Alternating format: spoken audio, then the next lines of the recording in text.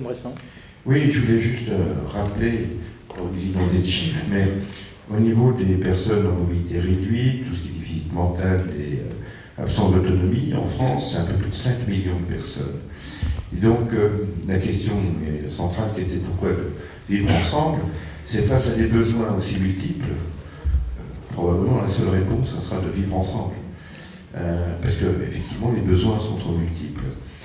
Et ça permet, je pense aussi, et je voudrais saluer nos amis d'Algérie qui nous ont fait le plaisir d'être là ce soir, du Sénégal ou de Nouvelle-Calédonie.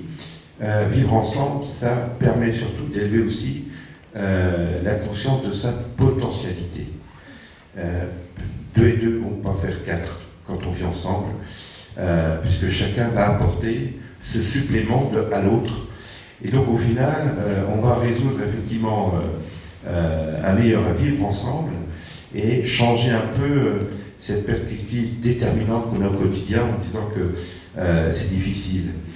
Et quand on peut effectivement valoriser, élever les consciences au niveau de ses potentialités, on le fait, je vois avec nos amis d'Algérie, où nous avons une convention de partenariat.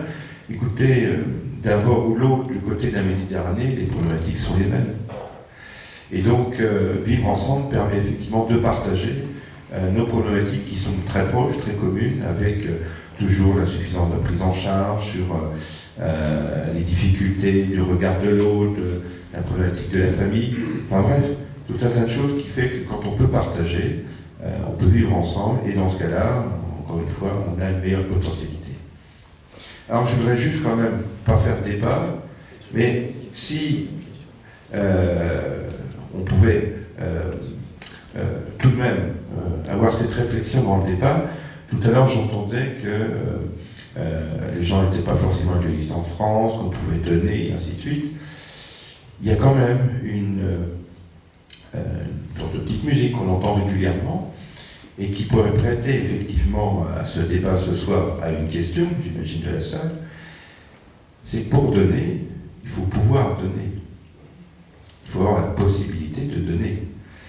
Et quelquefois, les gens qui peuvent donner, des gens qui sont déjà dans un niveau économique qui est plus facilement accessible pour donner, parce qu'ils ont quelque chose à donner, que les gens qui sont totalement démunis, qui n'ont plus rien à donner.